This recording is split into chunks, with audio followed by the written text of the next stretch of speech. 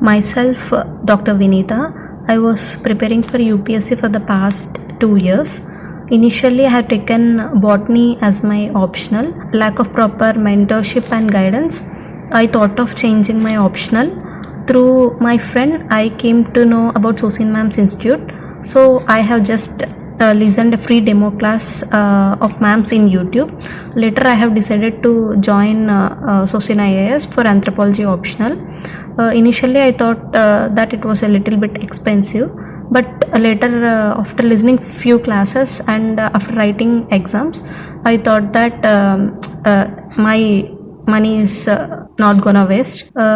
Coming to ma'am personally, ma'am is very inspiring, and ma'am's classes will have very rich conceptual clarity. And after completing 3 months of anthropology course, I felt very confident that I can attempt any answer, not any answer, but most of the answers in anthropology. Thank you, ma'am, for building such confidence in me. Thanks once again.